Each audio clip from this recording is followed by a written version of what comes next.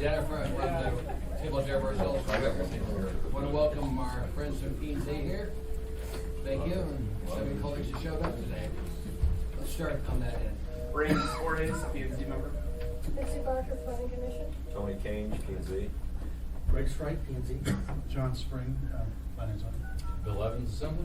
Danielle Bailey, P&Z. Patrick Flood. Amy Domboski, Assembly. Lee Peterson, Assembly. Dick Trina, Assembly. Eric McConnell, Office of Economic and Community Development. So, Erica, you've got the slides here. Are you going to be doing this, or? Yes, I'm going to be doing most of it. Dennis Wheeler will be doing a little bit, and he had to run down to his car, so we just maybe wait for a minute. Can I? Absolutely. Yes, ma'am. Thank you, Mr. Chair. I just wanted members of Planning and Zoning Commission, I think are seeing it now. I brought for the Assembly and members of P&Z and any members of the public who'd like to see, this is an example of a camouflage cell tower that was installed on my street. I see it directly from my front window. So I brought multiple pictures, but this is the camouflage technology that, or one version of it that we're looking at. And I think the pictures will speak for themselves. But I can tell you, my neighbors that are adamantly opposed to it have come to me afterwards and told me it looks really good. So it'll be interesting for people to see. Well, I can answer that. I think it was on my 8th trip of Chair 4. Before I realized the new tree was a cell tower. Oh, there it is. It's cute. I was down in San Diego. They had some nice palm trees until I realized they were cell towers. I'm not sure how well they work out here, but down there they work great. Can be done. So. Can be. So, Erica? Yep. We'll Mr. turn time King, over to you, man, and Dennis. we have another member of the Planning and Zoning Commission, Mr. Spinelli, is sitting here slightly away from the Where's table. Mr. Spinelli at? Hiding. Hiding over there. You can come to the table and join us if you want. I have to be at Fairview Rec Center by 1, so I'm going to leave a little early. So Thanks for being here, sir. All right. Okay, thank you everybody for coming. Just a little history on this. The cell tower regulations have needed updating for a long time. This has been widely recognized. This project was initiated sometime last fall by the Assembly's Economic and Community Development Committee, and they created a subcommittee to work on these an updated draft. And the subcommittee hired Mr. Wheeler. Mr. Wheeler produced a draft that was put forth, I want to say December, sometime end of last year. It doesn't really matter. Anyway, and it was scheduled for P&Z on February 1st, and we requested that P&Z do some delay so that we could do a little bit more research on other types of regulations around the country. And so the administration has released just this week a revised draft that includes recommendations for changes to the Planning and Zoning Commission. So today I'm going to walk you through the revised draft, point out differences between current code, differences between Mr. Wheeler's draft and the revised draft, and try to kind of give you a general understanding of the issues that relate to telecommunication facilities. Going forward, the Planning and Zoning Commission will be making deliberations and having a public hearing on the revised draft at their meeting next Monday. And the Assembly, I believe, has this scheduled on the 26th. So there are 4 types of towers in code, and we have retained these exact 4 types in the both revised drafts, the Wheeler draft and the administration draft. We have our type 1 tower, which is a monopole. We have our type 2 tower, which is a lattice tower. Our type 3 tower is a guide tower, one that has guide wires coming down from some point in the tower structure to hold it to the ground, and type 4 being a concealed tower, sometimes called a stealth tower, a camouflage tower, that sort of thing. These drafts have tried to be a little bit more clear about what you do with antennas that are not located on tower structures. Antennas have been permitted under the old code or under the existing code, but they aren't really addressed with what kind of standards, what kind of approval process. So we've divided antennas that are not on tower structures into large antennas and small antennas, and I'll follow up on that as we go through the PowerPoint. There are some exemptions to this draft, things that do not have to meet these regulations. Most of these exist in current code, but your personal amateur radio station, your ham radio operators, your satellite receiver for cable television and that sort of thing, these are not included. Utility telemetry antennas are not included.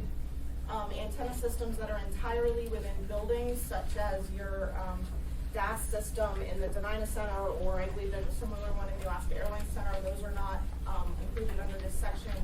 We added 2 clarifications. One, that during a state of emergency, any sort of government telecommunications facility would be exempt, and that temporary telecommunication facilities, mobile ones, would have to comply with the temporary use provisions that are at the end of Chapter 5.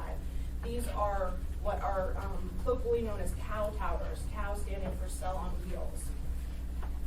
Our next couple slides are about our federal laws regarding telecommunication facilities, and I'm going to let Dennis address those. All right, Can you read that, Dennis Mayor? it's a little tricky, but I luckily have a large print cheat sheet here. Let me know. All right, so there has been a lot of conversation around how far you can or can't go with respect to federal law. There's this notion that the federal law largely preempts what local jurisdictions can do, and that's true to some extent, but that doesn't remove the local jurisdiction's ability to regulate for zoning issues, to regulate for things such as aesthetics, for example, which are very important to all of us. So I tried to, in a few slides here, lay out some basic precepts, not only in terms of what the statutory framework might say, but more importantly, how have Ninth Circuit courts in the federal system looked at these issues when they've had come to them through litigation. So in the first one, I give you a Ninth Circuit case that talks about how some of these requirements are not, if a provider faces these provisions, they're not necessarily effectively prohibited from providing the service because these requirements are in place. So for example, camouflage issues, setback requirements, maintenance, and reasonable responsibility for conditions in terms of the construction, those are not necessarily effective prohibitions on cell service if for some reason the provider can't meet these requirements. Okay. One of the things that you'll look for is in the application process is what is it the provider is trying to accomplish with a new tower. Typically they're going to tell you that they want to provide a better level of service. That might be new service for a gap or increase in the strength of the service they already have. So in this case, there's a question about what does that mean for the vendor to show you that they have a significant gap. Okay. The court has said that when you look at this, the issue is very fact specific. So you're looking at a lot of technical detail, you're looking at a lot of coverage maps, you're looking at testimony from the provider regarding what it is they need to accomplish. You may have contrary information from neighborhoods that can hire their own expert, for example, and present their own testimony as to whether or not this is a significant gap issue. So that's something that you'll be facing, and that information is there for you. The next issue is about whether or not you're engaging in a process at the local level that's discriminatory. And the Ninth Circuit, among other jurisdictions, has said that reasonable discrimination is not by itself a violation of the Act, right? There can be some provisions that have the effect of having some level of discrimination against providers. So it's not, so there's what is or isn't reasonable discrimination. The discrimination they look for is looking at your traditional zoning and regulations and applying those. For example, you'll see here in a paragraph that traditional decisions that are based on preserving the character of the neighborhood and avoiding aesthetic blight are reasonable concerns, and therefore, because you're addressing those issues, you're not considered to be discriminatory because you have these standards that you're trying to apply. You'll note another quote there, it's not unreasonably discriminatory to deny a new application for a site that is substantially more intrusive than existing sites by virtue of its structure, its placement, or the cumulative impact of having yet another tower. So you may have situations where under your local code you could say, well, one tower is okay in this area, 2 towers is okay, that third one, that's just too much. Right? You have those situations where, in terms of visual blight, if you will, becomes too impactful, and you can make a decision, we're not gonna approve that. And then the next one is, that your decisions need to be supported by substantial evidence, right? And that is, you gotta produce a reasonable amount of evidence, in your record to justify your decision. So that's where it's important to articulate what are the standards, and did the authority applying those standards articulate why the vendor has met the standard or did not meet the standard. And Mr. Flynn has a question for you. Where's Mr. Flynn? Mr. Flynn, he is over here.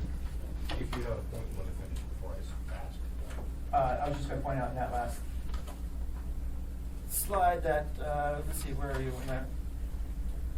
So you want the slide that starts with Sprint, PCS, and Poundsburg East? There's one more slide on there for that one. No? After that one? Oh, there it is. No, go back, you got it. So, again, the point is denials on aesthetic grounds are permissible. So, that tends to be a big battleground. That's why we're talking about camouflage. That's why we're talking about small cell, is because people are concerned about the visual aspects of cell towers. Right? That is absolutely 100% a legitimate conversation to have. Thank you, Mr. Chairman. Mr. Wheeler, you know, I have one of these controversies in one of my neighborhoods that I represent. And what I think I understand, and I probably don't, is that as cellular technology advances, higher density is desirable. So, I don't know if you're going to get to this later in our presentation, and when I say higher density, I mean higher density of installations. So, if that's going to continue to be the trend, then how do we manage what I presume will be smaller installations with a higher level of density throughout neighborhoods in a manner that accommodates industry and communication, and yet addresses neighborhood aesthetics? And maybe you don't have a good answer for that. It's a complicated question, but I guess what are our responsibilities as policymakers to figure that out? So, your responsibility as policymakers is to strike for your own community what is that right balance. How much visual clutter is okay to get the right level of service that your constituents demand. As communities grow in size, typically what we're talking about are some technical challenges with interference as you have taller buildings and more of them. And you want to make decisions about, in those situations, are we trying to encourage more on building, on structure, smaller antennas versus larger singular towers that try to get around the corner, so to speak. In neighborhoods, residential neighborhoods, you may not want the taller towers or more of them to provide service. And you're okay with a series of smaller systems that may have individual visual impacts, but they're relatively small compared to the large tower that's very visible from many directions versus the smaller system that maybe is only 6 to 10 feet in diameters and it's attached to a light pole or it's attached to a utility pole. So you have to figure out what's the right balance in terms of what are the technical needs of the industry, what are the aesthetic needs of the neighborhood, and what provides the right incentives to get you where you want to go. Because again, the issue is at some point the federal law will come into play if your decisions don't help the vendor to pass a significant gap.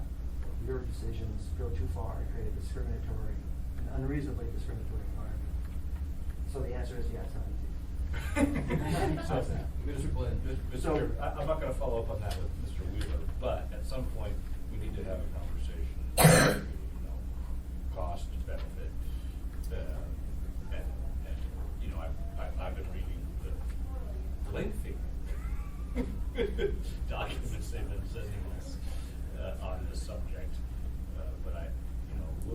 clarity on how, you know, what the trade-off is between smaller, we'll call it more neighborhood friendly, small cell towers versus, you know, the tree in Mr. Boston's backyard.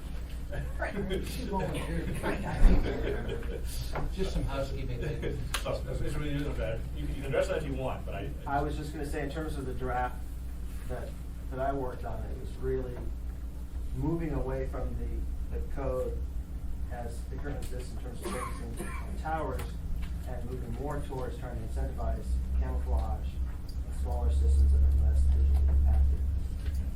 But there's always a fiscal consequence, and so I just wanna make sure we have a full understanding. Anything else, Mr. Flynn? That's it, thank you. Before I move on, just some housekeeping things. There's lunch up here. So for people that are on the summit and PG members that have graciously joined us, come, there's lunch up here, please get some. And, Mr. Wilson joined us. He hasn't sworn in yet, but we hope on Tuesday to swear him in. Welcome to the meeting, sir. We have questions from our colleagues on P and Z. Please raise your hand. I'm gonna work my way around the table. And Erica, do we have the S version? You said there's a revised one out? Yes, it was emailed to you on Tuesday Is there morning. one available here today? There's copies there. Hopefully everybody has it. It Everybody says at P and Z's got it? It has second draft as a watermark across it. There's one more slide I'd like to talk about. So this is an important case that comes up fairly often. And these are some highlights from the community perspective in terms of the ability to regulate the commercial appearance of towers in residential areas. And these are some provisions out of the city code that the Ninth Circuit said were relevant issues that could be in the local code. Where in the city, ordinance allowed the city to consider the height, the proximity to residences, the nature, the nearby uses, topography, tree, and foliage cover, those things that we've been talking about. Notwithstanding the federal court's appreciation of the need for these local provisions, in this particular case, the city actually failed to do an adequate job in the court's mind. And part of the problem was that the city was telling the provider essentially that, well, there's all these other potential sites. And when you actually explored what was available, a lot of them were just non-starters or were speculative in terms of the reason the city said. Like the city said, well, you could go negotiate with this other property owner, maybe you could get something. Or, well, you could go to these 4 sites. Well, no, there's schools, and we all know the schools don't want the towers, so that's not reasonable either. So the city, so it really can get very, very detailed in terms of what you're asking your local planning and zoning commission board or your local planning director to make decisions on. And you really need to make sure you ask the vendor for all the information you need to make these decisions. So oftentimes you'll see that they need to visualize what this thing's gonna look like. Take pictures and imagine the tower. You've seen these where they imagine what the tower might look like in terms of a tree or a pole, whatever it is. And if you're gonna look at other sites, and make sure these are sites that are actually truly potential sites and not just, well, why don't you go over there and go talk to that owner, or go to the school district when you know they're gonna say no, but you're wasting the vendor's time. Mr. Vasquez? I'll just quickly say, when we start talking about the different technologies here, there's two different concepts that the committee was looking at when we started. One is just a fundamental thought, if we'd rather have one little bit taller tower than 3 little towers, because I think the community impact would be less.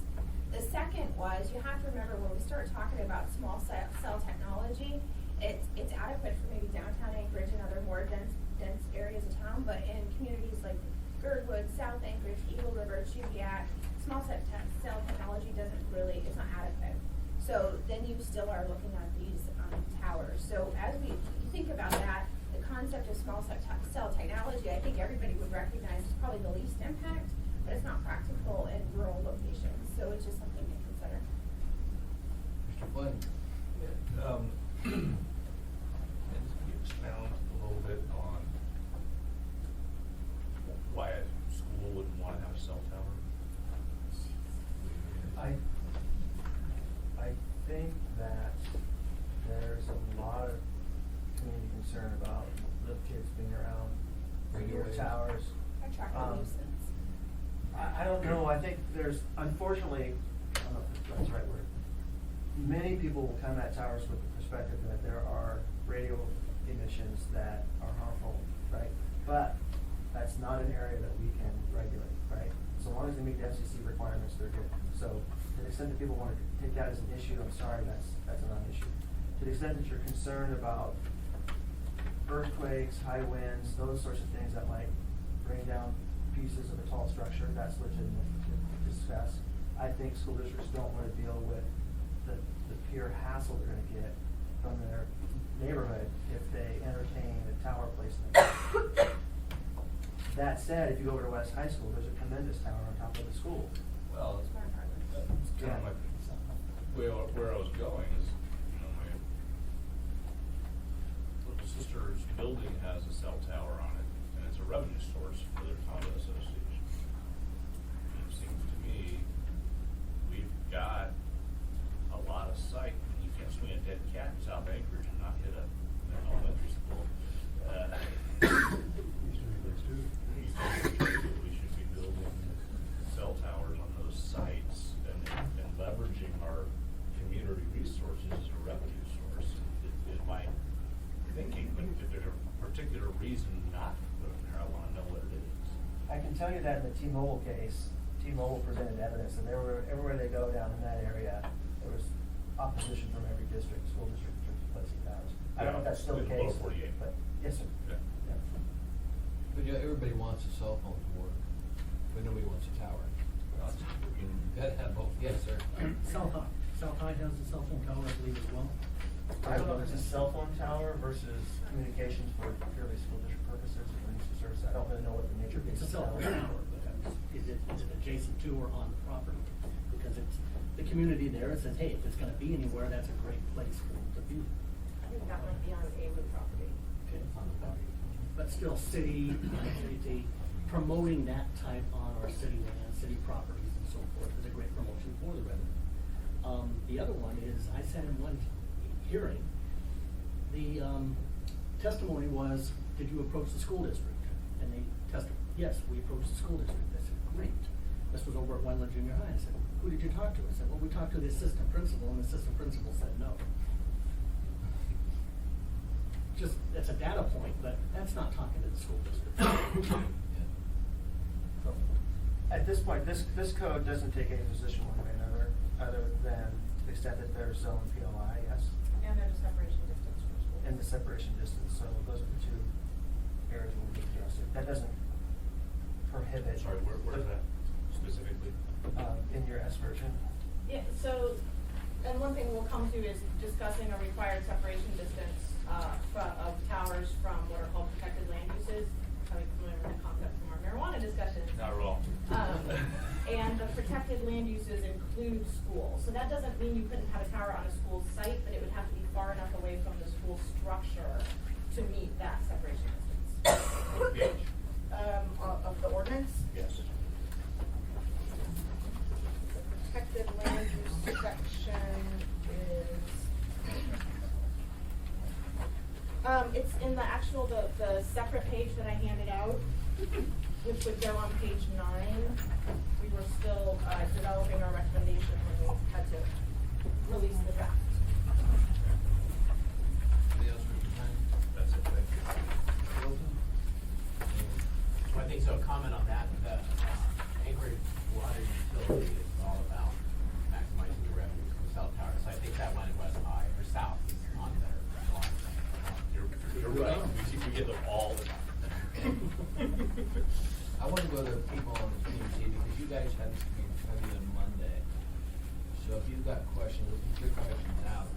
Because thank heavens it's hit you before it hits us. So hope you can solve the problems, you know, and complain when it gets here.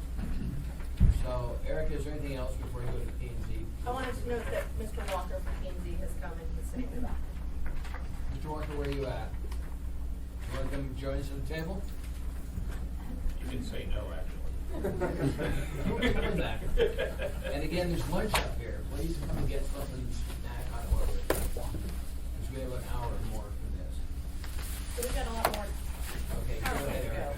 So Dennis, you're Yes, finished? go ahead. Okay. You guys want, we'll go through this and I'm going to go to read P&Z member and get your questions.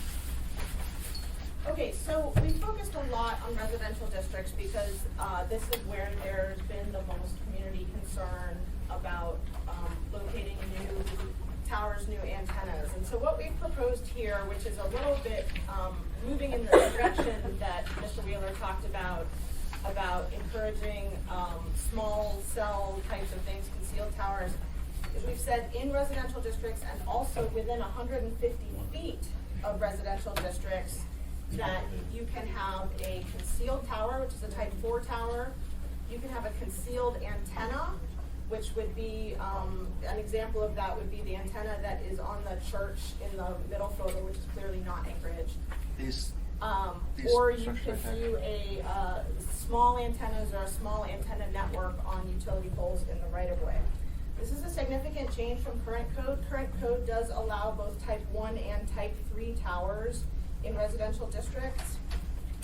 All of these things are allowed as accessory to non-residential uses, and that has been retained. So you find these on utility substations, churches, if you can get a school to allow you to do it on schools, that sort of thing. So the one way in which we are trying to move, while we're being more restrictive about the tower and antenna types, we're trying to make the approval process less restrictive so that these things can move through the process faster. So the concealed towers, and the picture on the right is the new monopine at the Alyeska Resort. I think it's at the base of Chair 4, right?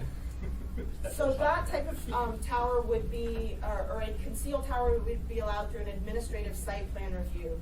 In the current code, type 4 towers are actually permitted by right in residential districts, except you have to take the design of the tower to the Planning and Zoning Commission for approval. So you actually end up spending more time getting the design approved because you have to go to P&Z. And frankly, this tree and the one in North Port in Alaska's area, as far as I'm aware, are our first 2 concealed towers in Anchorage.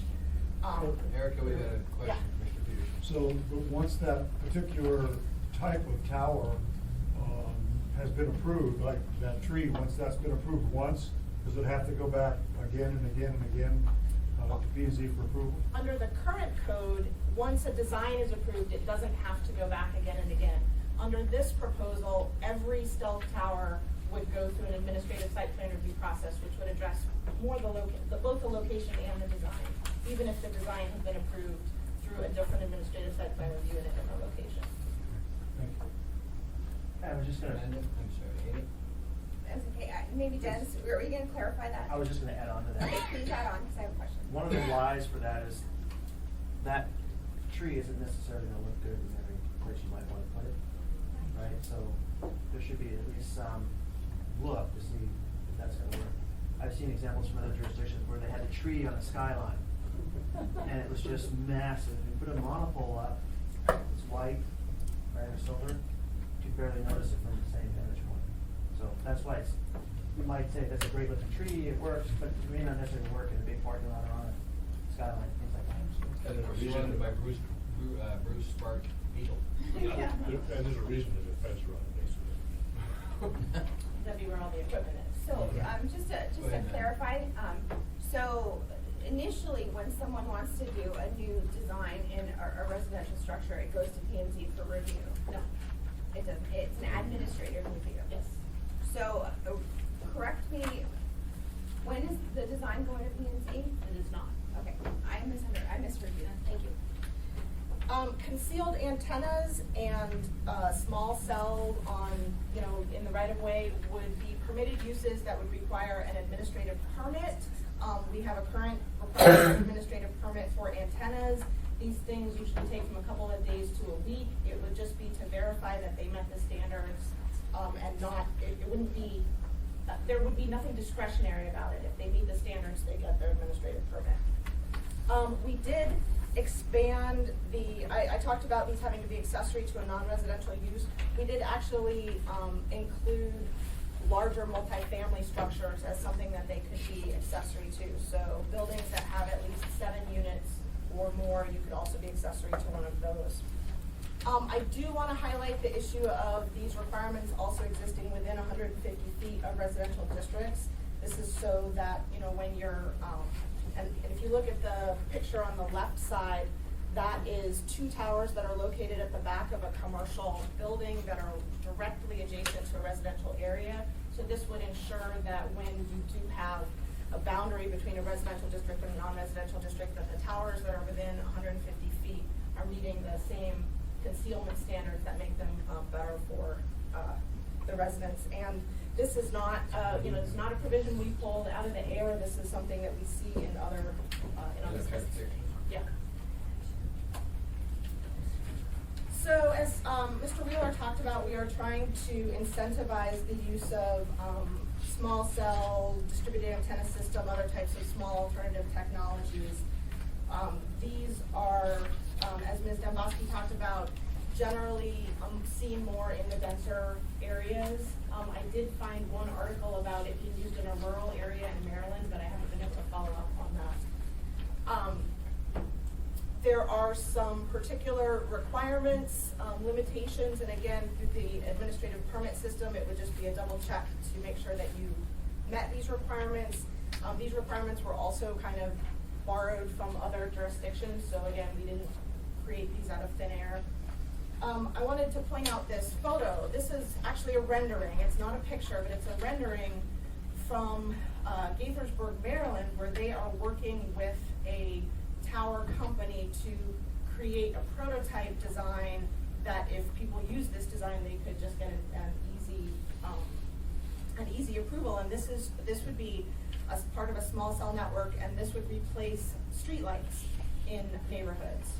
And this includes both the antenna and the associated equipment in this particular rendering. I've got 2 signatures. Yeah. Mr. Flynn and Mr. Demboski. You started down the road already, Erica, thank you. How,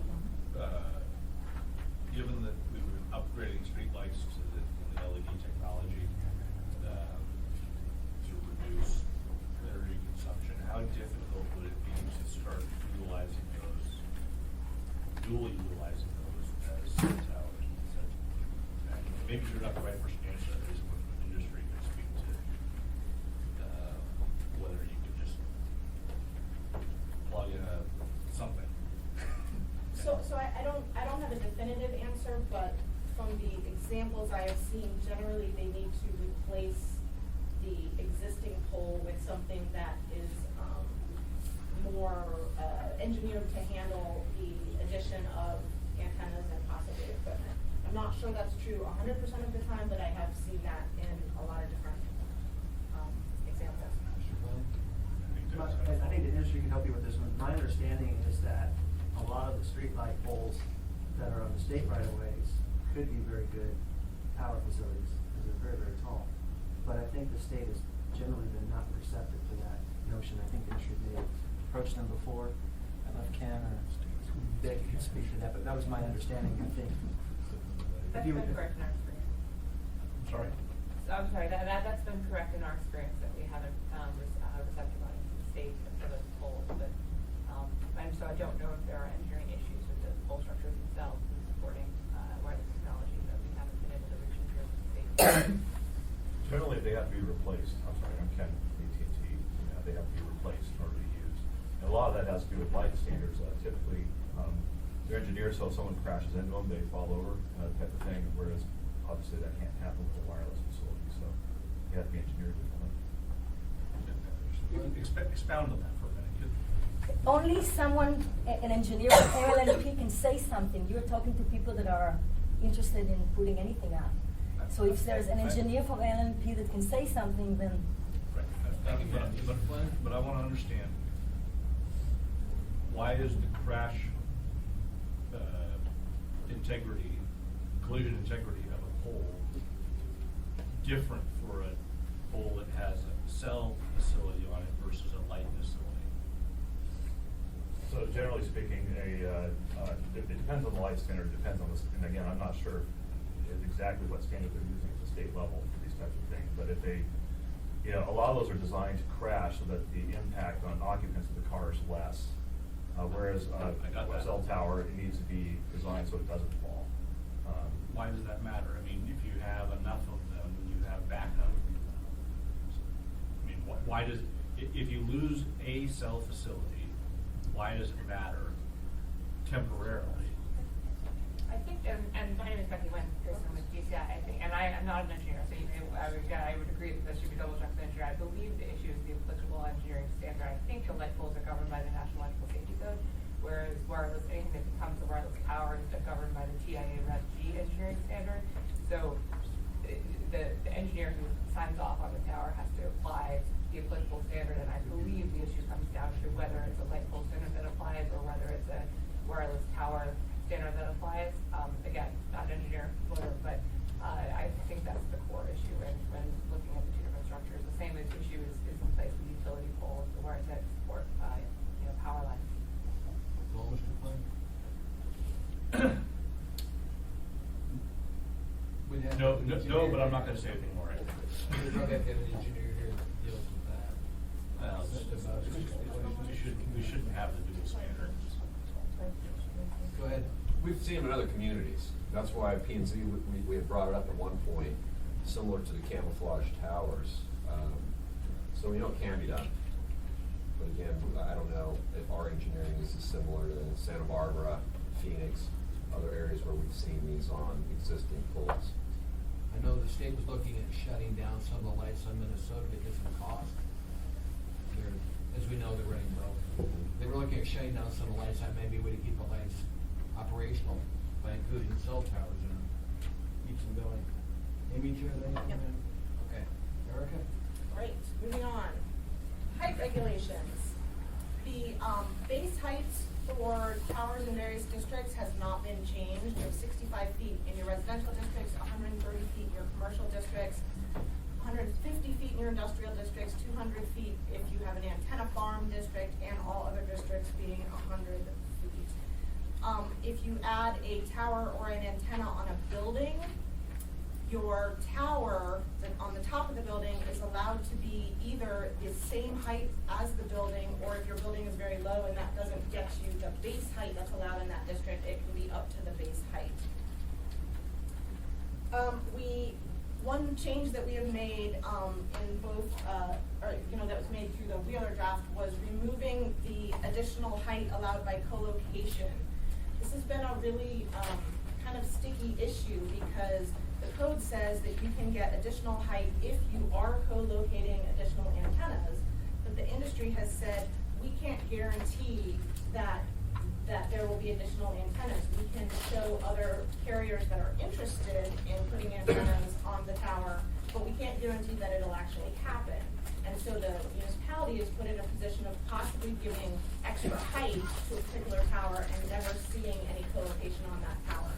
So instead of that, we have kept the heights where they are, and extra height may be requested through the conditional use process, but there is other issues about that I'll touch on in 2 more slides.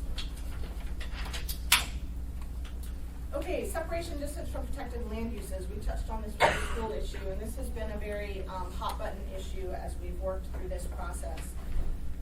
The current code requires 200% of allowable tower height to be a separation of 200% of the allowable tower height when the tower is constructed in a residential district, the PLI, the B1A, B1B, or the watershed districts. The separation distance is not required when the tower is constructed in any of the other districts, such as the B3 or your industrial districts. Also in the current code, the separation distance may be reduced or waived. The proposal requires the separation distance be applicable to all towers, no matter what zoning district they're constructed in. This example here is behind the Alaska Club on 290 Boniface, where you have the tower, and you can't see it because the aerial photo is from before the tower was constructed, but the tower is now constructed. It's in the bottom right. The tower is constructed on B3 property, but it's 70, 80 feet from the nearest residence. So we're proposing to require the separation distance be applied to the tower no matter what zoning district it is constructed in. The separate sheet that I passed out is the proposed separation requirements, which would be that you start at 200% of the allowable tower height. However, if you are requesting a conditional use to do a taller tower, then it would be 200% of the actual tower height. So it's the allowable or actual, whichever is greater. That could be reduced by the decision-making body to 150% if the new location would have less visual impact to the community in general. That could again be reduced to 110% by the decision-making body after giving due consideration to the applicant, the property owner, the community council, and if it's to reduce the visual impact or to fill a service gap, a need in providing additional service. The decision-making body, which is going to either be the director or the Planning and Zoning Commission, would have no authority to reduce the separation distance beyond 110% of the allowable or actual tower height. However, the assembly would have the authority to grant a variance to below 110% of that height if it was needed to comply with the federal provisions that Mr. Wheeler was talking about, which would be that denial of the application would unreasonably discriminate among providers or prohibit provision of personal wireless services. Sorry, Mr. Chair. Mr. Evans? John. How would that apply to this case we had in South Edition where there was an addition to a utility pole, and it was about 10 feet higher, didn't meet the separation distance? Would that still be? So How would that work? under this proposal, that antenna, which would have to be a concealed antenna because it didn't fit the small antenna provisions, and if it was a concealed antenna, it would have been permitted. If they came in for a conditional use to propose it the way it was, I believe it couldn't meet the 110%, so they would have had to go to the assembly to get a reduction. This is the one on the alley behind the street. This says applies to all towers, including concealed. When you put an antenna, no, I think.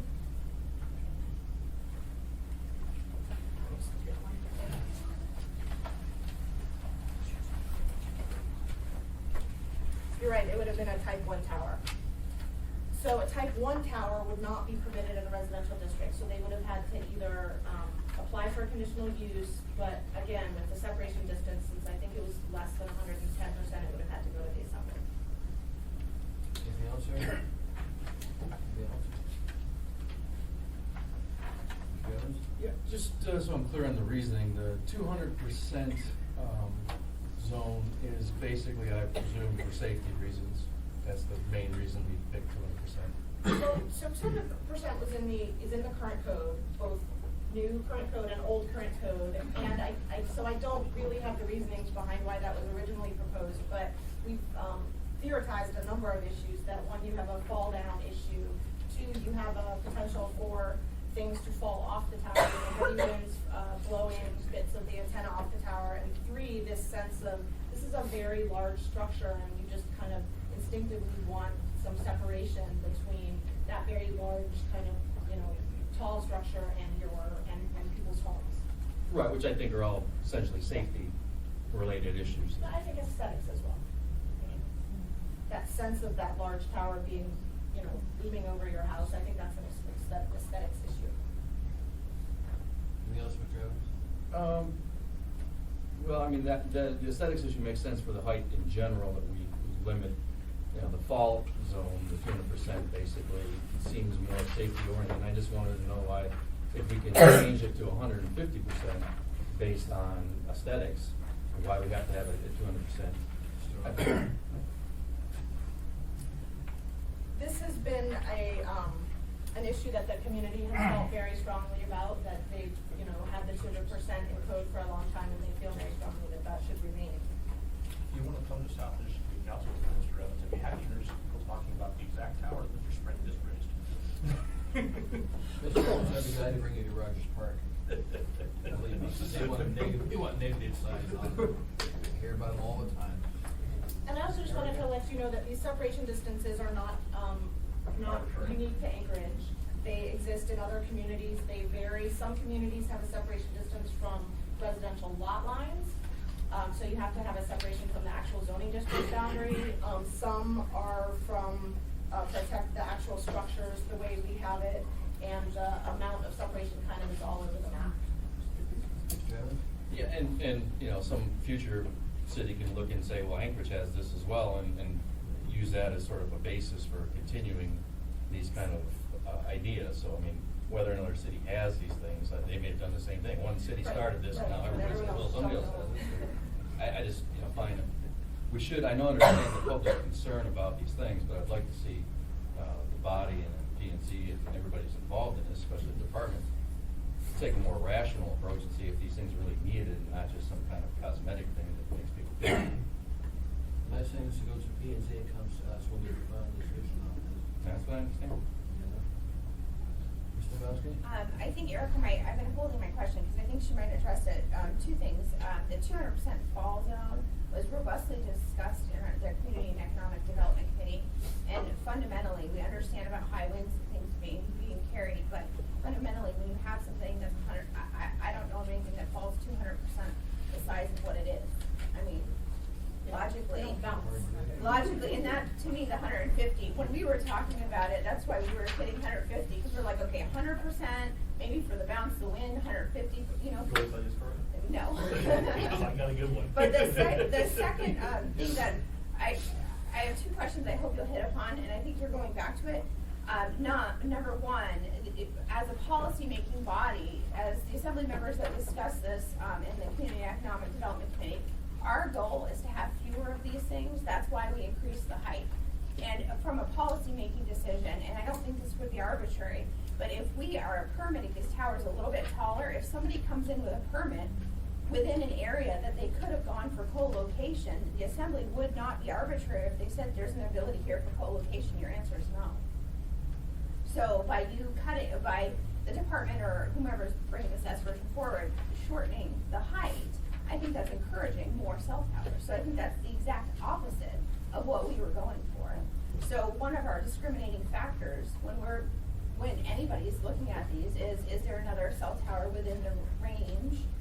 And if the answer is yes, sorry, you know, that's one of the things. So I hope you're going to address that. We have some comments coming in. Well, my last question, and if you're going to keep going, because I know we're very short on time, but when there's a denial, is it appealable to the assembly? I will touch on appeals. Okay, great.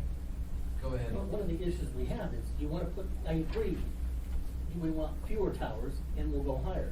But when you have two cell phone towers within a block radius that are 45 feet high, or two cell areas that are 45 feet high, and a new cell phone tower applicant comes in and wants to place one 90 feet high, the room for co-locating, the other two seem to be satisfied, but if you build it, they will come. So we're not going into one of the other two, we end up with three towers within a one block radius, two at 45 and one now at reduced to 80 feet. But no one's co-locating.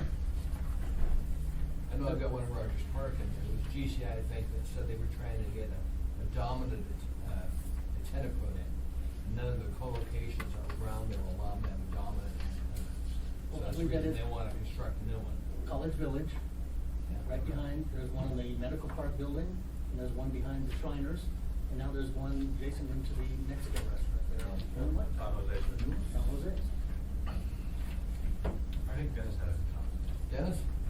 Yeah, I want to make sure we're talking about the right thing, because I don't know if we're talking about a change in the tower height. We're talking about changing the distance of that tower from the protected uses. Well, So no. the current code is 200 foot. I'm not talking Both, about that. I know, just finish real quick. Both ordinances have modified that absolute 200 to something else. So there's some variation in how far away that tower, whatever its height is, can be from those protected uses. I'm not talking about that. Earlier, Erica, a few minutes ago, and I just held my question, she had made the comment that in our original version, we had, it started with this taller height. I don't think that's true. You didn't say that? No. Oh, I thought you said you lowered the height in this one. So we removed You were talking about we removed the ability to get extra. The old code had a provision about being able to go tower if you co-located. So a tower that's currently limited to 65 foot in a residential zone could have theoretically gone to as much as 90 feet right? If they If they co-locate. co-locate it, the problem is, there's so much uncertainty about whether or not somebody's gonna co-locate.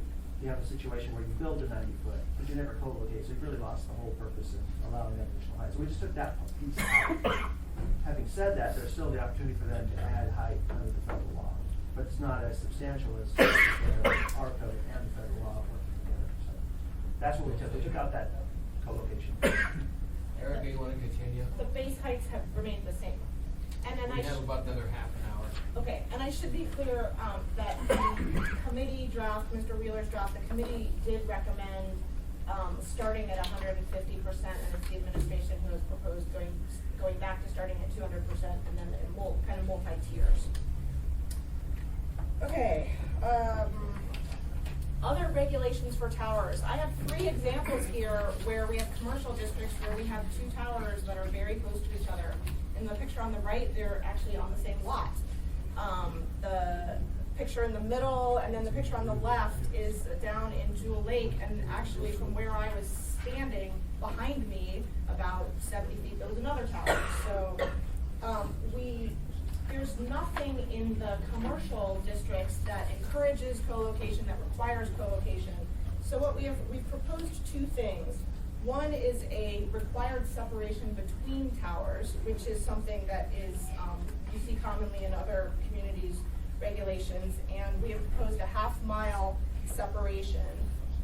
And then the other thing is that we are proposing to require that all towers be constructed to accommodate 3 antenna arrays. So you can have up to 3 carriers on one tower. And again, this is also seen in some other jurisdictions. The purpose, so one thing we've seen is some company comes forward and says, I want to build a tower here, and we say, well, why can't you go on that other tower nearby? And they'll say, it's not engineered to accommodate a second array, so we can't go on it. For a different frequency. So- I heard that explained for Mr. Evans. Yeah, on that issue, it seems like, and I understand the idea to, try to incentivize co-location, that makes sense with the separation distance. But it seems also contrary where there are those situations, because we require them to, in their application to explain why co-location is not possible. And if it isn't possible for whatever reason, it still may be better if they have towers closer together in some areas. I mean, there's some commercial and industrial areas where it'd be better to have 2 towers close together than have them somewhere else. So I'm not sure that the half-mile, separation between towers, just across the board makes a lot of sense. It seems like that while that can be a consideration, our aesthetic consideration of how close you want these towers together, because they do have a cumulative effect, barring them from within 1/2 mile of each other seems like it actually could be more of a problem than a benefit. And if there's any response to that as far as why that is not the case, I'd be glad to hear it. Erica? We're trying to achieve a balance. I think the community in general would feel like we want fewer towers. And so we're trying to push towards having the towers in the locations where they're needed and having people share towers. There's an escape clause, which I will get to, of being able to apply by conditional use for a tower that does not meet these regulations, and that's something that's in the existing code. So there is a way to build a tower that is closer than half a mile to another tower if needed. Amy? I'll just close to Mr. Evans' point, Three Bears, out in my neck of the woods, Three Bears has 2 or 3 towers on one site. It's commercial, it's right off the highway. It doesn't bother anybody, it doesn't look the prettiest, but it doesn't bother anybody. So again, there are absolute examples of where there's more than 1 tower on a location that makes sense. So I think a blanket policy to say it's not a good idea is not a good idea. But I think if there's an escape clause, I'll be interested to hear what that is. Go ahead. And then I just had a semantic follow-up question. When you say half-mile tower separation, does that apply to small cell DAS? No. Okay. Those are antenna only, so the tower regulations would not apply to them. Pete? Thank you, Mr. Chairman. And so, where did we come up with the half mile? Was that an arbitrary figure? We took it from the Spokane code. Spokane. Okay. All right. Was that correct? Yeah, It was arbitrary, it was Spokane. And Dennis? One of the reasons, and I'm not saying that I endorsed it or sponsored that, or that this is the administration's proposal, but one of the reasons we looked at the Spokane code for inspiration, if you will, or ideas, is because that's one of the codes that the industry pointed out to us as a code that, while not perfect, is one that they worked on and presented to us as one that we should be looking at and perhaps monitoring where we can. Okay. Okay, other regulations, similar to current code, there's no parking required at these towers. We have addressed fencing. I find that many times the equipment is fenced, but there is no current requirement for that, so we are requiring these to be fenced. The proposal requires landscaping, L1 landscaping, which is 8 feet, around on the outside of the fencing within residential districts, unless, well, of course, except at the gate, and unless it's not, the fence is not visible from the property line. And I haven't actually been out to Norton Court to see the one in Chudiak, but my understanding is that it was generally in the middle of a lot that was already wooded. So if you can't see the base installation from the property line because the whole lot is wooded, then there's no point in adding additional landscaping. In other districts, L1 visual enhancement landscaping would be required around the fence unless the decision-making body determines that it's not compatible. And an example of that would be on the right side. These towers are at the back of a large mall area, and it wouldn't make sense to put landscaping around that. It wouldn't be of a benefit to anybody. There's a large retaining wall just to the left. So it does have some, Erica, don't worry about it. Okay. She's selling dumpsters. Yes, sir. Yeah, the question. And I've heard testimony, though, in the past that the industry did not want solid fences due to security. They wanted to be able to see at least visually into to make sure that it wasn't being vandalized, if there had some security taking place, they wanted to be able to have some visual. So we've seen some green fences with a small lattice. But additionally, we've also heard testimony, they said, hey, we're gonna come in there, and I'm gonna use the word, don't get back on igloos, and that is these compartmentalized type containers of which the apparatus is enclosed. And I've heard testimony, this is what we're gonna do, only to see what we have in the upper right-hand corner end up being installed. So are we trying to look for any consistency as to, again, solid fence, what type of fencing? And, we say site obscuring fence. It's defined in code as being, blocks 75% of the light and the visual ability to see through. And then we see a mixture of use of, we see what's up in the upper right-hand corner, and then we see some that have gone great, and I've been calling these igloos, but there's fiberglass enclosures of which this apparatus is then enclosed in. Again, helping the visual. And I've seen them painted green, I've seen them painted different colors to match, and they're become much more, less obtrusive. Perhaps at the meeting on Monday, we can discuss, alternative amendments for this section. Erica, are you on about page 15 now, or? That, I just finished 14. Page 14, so I'm moving to 15. Okay, can I ask a question now? Yeah. since you're almost there? Okay, just, so this applies to small antennas, but on this, line, A, says all equipment attached to the utility pole, and a lot of the I'm things. sorry, you're in the draft. I'm not using the draft. Oh, I'm in the second draft, sorry. Okay, page 14. So you're talking about the small antennas, Mhm. says, It's from line 8. yeah, any ancillary equipment located Yes. in the right of way Yes. shall be attached to utility poles. So you got these little utility boxes right at the base of the pole. And a lot of these things are put basically on sidewalks and next to sidewalks and where you want to see when we're driving, especially if you're doing a lot of like light towers and stuff. It seems to me that if it's attached to the pole, it's gonna be more in the way. Well, this was an example of where the equipment is integrated within the pole. Well, you've got I think that's a sign. Is that the sign? That's only a sign right there? Yeah.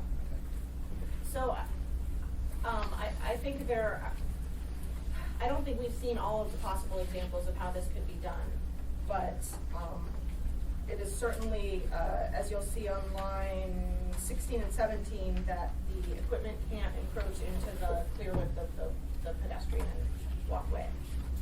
So what's the problem with having it separate though? You have it 4 feet away So there's located not in the right of way is the next section, so that you can have it in an easement on property outside of the right of way. Starting on line 19. Okay. Ancillary equipment not located in the right of way. And I want to be clear that these regulations here about landscaping and fencing, these apply to the equipment associated with towers, not the equipment associated with small cell. Go ahead, Eric. So this conditional use escape valve, this is something that exists in current code. And basically, if an applicant wants to propose something that does not meet the standards that are in the section, they can apply by conditional use to do something different. The changes that we have made are that you could not use that to reduce the separation distance beyond 110%. So again, we reserve that right to the assembly. And there would need to be a finding that denial would unreasonably discriminate among providers or prohibit the provision of personal wireless services, these federal requirements. Mr. Chair? Sure. Can I ask a question? Go ahead. I briefly looked at the AT&T comments on the draft that were sent to us. One of their issues that they mentioned that our previous hearing was variance procedures. Mm-hmm. They were asking for changes to allow, different from the existing variance procedures, Mhm. that would take into account the idiosyncrasies of that particular technology and industry. Is this This one in would- lieu of the variance, or Right. would the variance be, we're gonna hear about the variance probably at the meeting. So you- Is this superior, do you think, than a variance procedure that they're proposing? So you'd never see a traditional variance, because anytime you'd want to, traditional variances are to deviate from the regulations. And since you're allowed to deviate from the regulations through the conditional use process, it would never go through kind of the traditional variance route. The benefit of this is that it keeps the, if you think of the P&Z as the subject matter experts, because you're the ones, besides you see all of the other types of conditional uses for towers, then you're in the best position to judge, is it appropriate to deviate from the requirements? So this really kind of addresses, we'll hear from them, I'm sure, but their concern about the old variance procedure doesn't really take account, because they're so rigid, and there's so many other factors you need to consider, so we can consider those factors through conditional use and have more flexibility. I haven't had an opportunity to fully review their comments, but my recollection is that they're looking for smaller variations to be done more administratively than going through the conditional use process. Is that? That's great. Go ahead, Eric. So I'm almost done. Modifications. So if you have an existing tower and you want to make changes, that you could repair or replace antennas and make other modifications that don't increase the height or width of the tower or the equipment area and are consistent with the original approval, you can just do those by right. Although if you are replacing or adding new antennas, you would still need to get the administrative permit and do the notification of activation. Other modifications would require an amendment to the site plan review or the conditional use if that was the original approval. However, if the modification is consistent with the federal 6409A rule, which does require the local governing body to approve modifications that meet certain standards that are considered minor, those would be by rule considered minor amendments and approved administratively. And this is the ability to add one array's worth of height to, so usually it's 10% or 20 feet. I might be getting that a little wrong, but basically adding one more array of height to the tower, adding another equipment box. There's parameters within the federal regulations that say if they're within these parameters, you have to approve it. So those would be done administratively. Is that part of the 10% increase allowed under the federal regulations? Yes, that's what I'm talking about. That's intended to cover. Yeah. And then there are some other sections which are generally consistent with current code. The revocation requirements when your permit might be revoked is the same as current code. The abandonment provisions, if the tower is not being used by any providers, if the antennas are not being used, after a certain period of time, the tower has to be removed. And the appeal provisions are the same as current code for the administrative site plan review, but we've expanded this to cover the conditional use process as well, which is that an administrative review or an administrative review would be appealed to the Planning and Zoning Commission, and then if it was appealed from the Planning and Zoning Commission, it would go straight to Superior Court rather than going to the Board of Adjustment. Go ahead, sir. Is it possible to abandon a portion of an antenna, tower? That would not be considered abandonment under the code.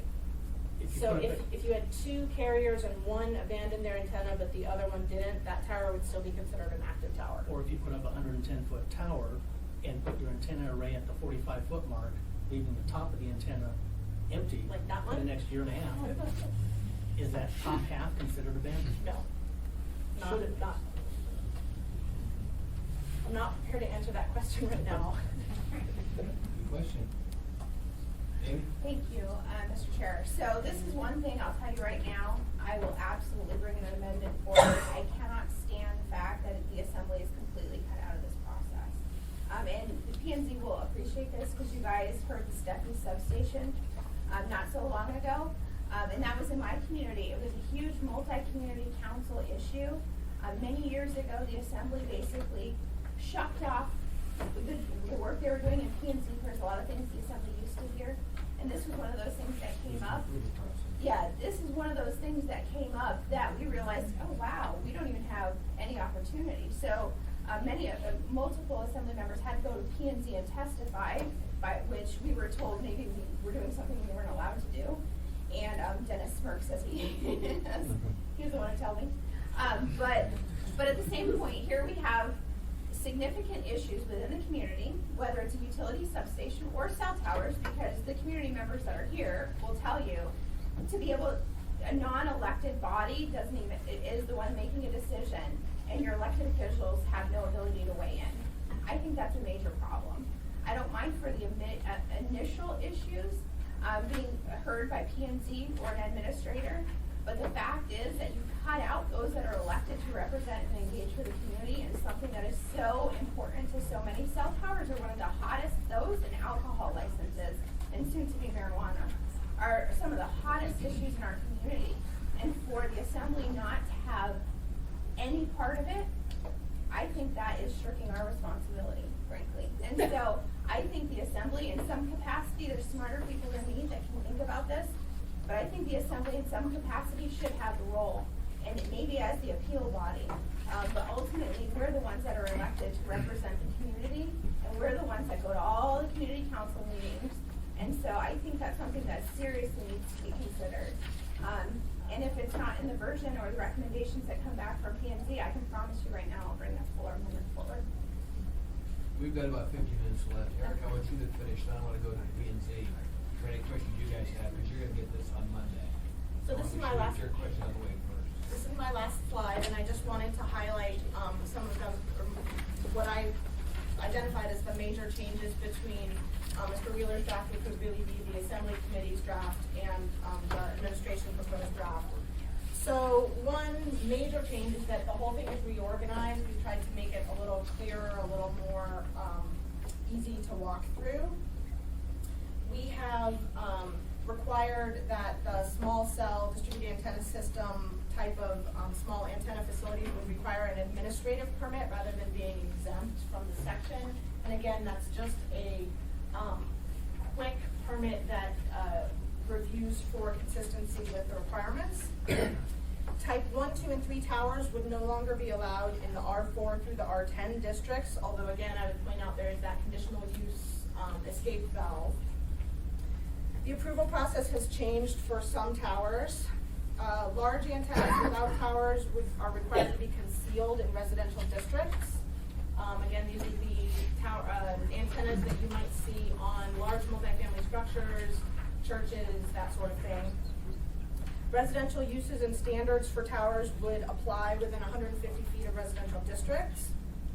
The notice provisions for by right towers have been removed. There was a provision that was carried forward from current code that says if you're just going to get your building permit to put a tower up in a district where it's a by right use, you still have to provide notice to the people within 500 feet. and that doesn't exist for any other type of use in the code, so we've removed that. The separation distance, as we've discussed, was increased to 200% with, and then we've added the assembly variance for less than 110%. The half-mile separation between towers, the landscaping and fencing provisions. Oh, there's an optional referral to a third-party expert. Somehow, boy, I thought I had this in here and I must have jumped right by it. There are, oh, I think I skipped a slide. Anyway, it doesn't matter.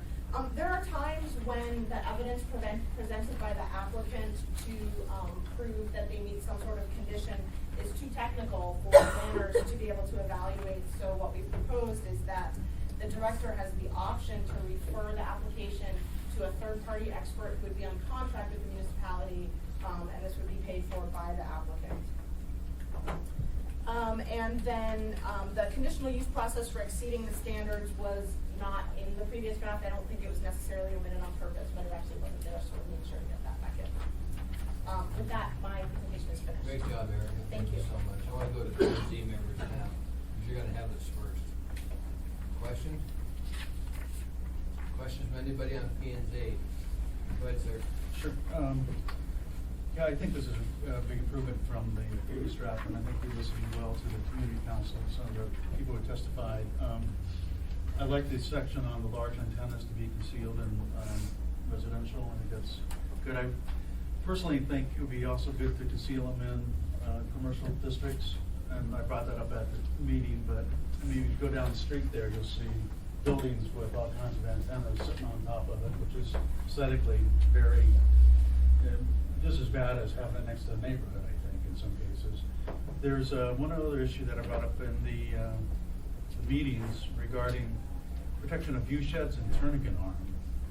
And this was a case that we dealt with last year involving I think it was a 9-foot tower, 120-foot tower at the end of Turnagain Arm as you turn into Portage Glacier, the Portage Creek area. And we denied that conditional use based on primarily the Turnagain Arm comprehensive plan, which had a policy calling for protection. But we were kind of struggling because there wasn't any real guidelines in the ordinance about that. We took it on ourselves to do that and try to make it consistent with the plan. If there was some kind of guideline, that would be useful, I think, along Turnagain Arm. It is a national scenic highway after all, and I think protecting that would be the one case where we should consider protecting a view shed. Other places, I'm sure there's other good view sheds we should protect, but it's more problematic to try to determine what those are. But at minimum, I would recommend trying to protect Turnagain Arm view shed. And perhaps maybe Glen Highway, I don't know how we would do that, but Turnagain Arm in particular. Thank you, sir. Any other questions from PNC members? Let's go to the assembly members. Mr. Evans? Yeah, I've got just 5 quick questions. I think will be quick. I think most of them for Dennis, just in the S version, so I understand it correctly. On page 5, where it talks about prohibiting discrimination between service providers. I just wanted to be clear. I think I understand the answer to that, but if one of the service providers had a tower that's already existing under the previous code, obviously there's a lot more requirements in this code to try to incentivize the use of small cell technology and type 4 towers and stuff. Can they point to the other carrier's tower under the previous code and say we have to allow it, even though their version would be they could use type 4 tower or small cell technology currently? Would that be a form of discrimination? Does that make sense at all? I think I understand the question. I think the answer would be no. Presuming that there's nothing in the new code that itself on its face is discriminatory. The fact that the code changed, for example, so certain towers are not allowed in residential uses, does not mean that that change is discriminatory because there's an old one that's there already. Then on the next page, page 6, under subparagraph E, where you're talking about the cost, where the applicant has to show the cost of co-location are commercially unreasonable. It's the last sentence on that subparagraph I have concerns about, where it says costs exceeding new tower structure development are presumed to be unreasonable. My question is, it seems to, that sentence seems to take away sort of the concern for public interest. While it makes sense, I think, on a business model that if, it costs more to co-locate because of what they're charging me versus building a new tower, I should be able to build a new tower. But I think if you look at it, it's completely hypothetical, but if the costs were identical, it costs exactly as much to co-locate as it did to build a new tower, I think we would say that, well, then you should co-locate because that's in the public's interest to have less towers. And therefore, if you just take that line of reasoning, if it's only $100 more to, co-locate than it is to build a new tower, it shouldn't automatically eliminate the public interest. So I would just suggest eliminating that last sentence that says it's across the board unreasonable, and just leave it at, you have to show it's commercially unreasonable, and that could vary from situation to situation. Yeah, part of this is messaging to the decision-making body, Right. in a way. Like, simply because somebody says to you, the costs are in excess or under, doesn't tell the body, oh, fine, then there's no further discussion need to be had. I think they need to be careful about that and look at these issues. So we're trying to say here that there's a presumption, but that's not an automatic. Just keep that in mind. Yeah, the trick here, Mr. Evans, is ideally we would define it numerically, but that, of course, then confers a commercial advantage on the incumbent because they know exactly how far they can go. Whereas if we leave this somewhat nebulous, which is irritating, but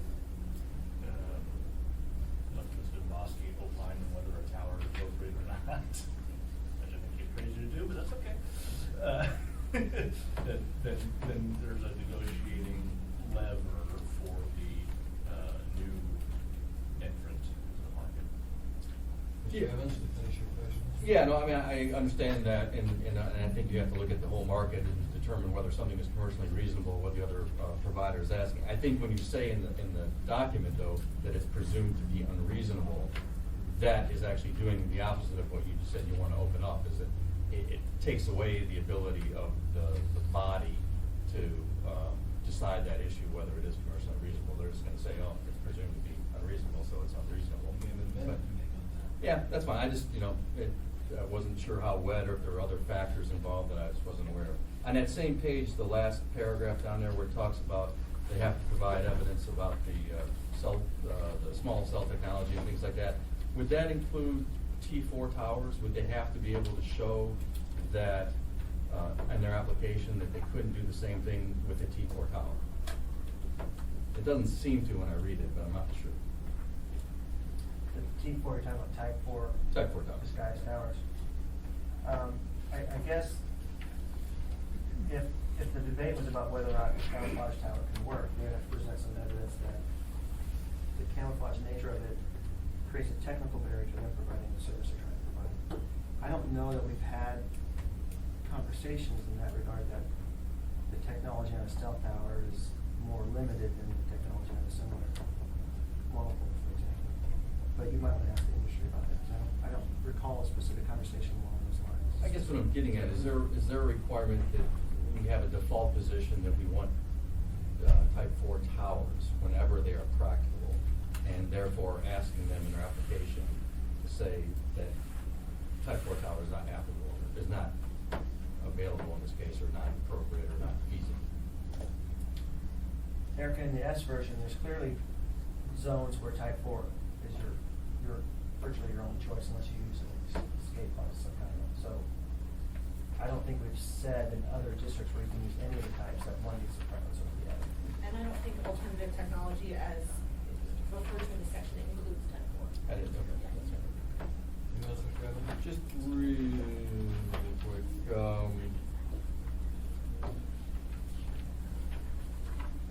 no, that's enough, thanks. John, anything from you, sir? Yeah, staying on page 6, Are all those A2 graphs required, or any one of those? I mean, it says, such evidence shall consist of information demonstrating the following. Seems like any one of those would be justification for not out. Yeah, generally, so this is all current code, and, generally, they haven't had to meet every single one.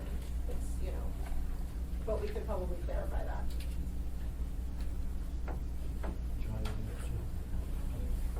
Amy, anything then? I would just like to say overall, you know, I think you guys have done a really good job with the S version, Erica.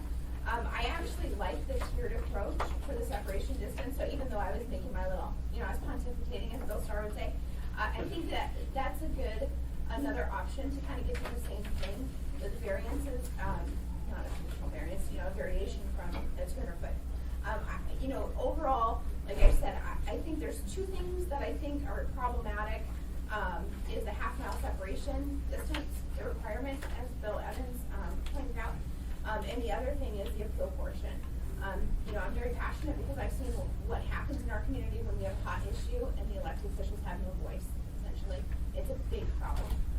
But those are the only two, but I think those can both be worked out. So I think overall, we have a good conversation with these. Thank you. Thank you. Anything else? Any other questions? I appreciate P&Z being here and in front of you guys on Monday. Make it perfect. Don't have your problem. But thanks for everybody being here today. This works for everyone. Thank you very much.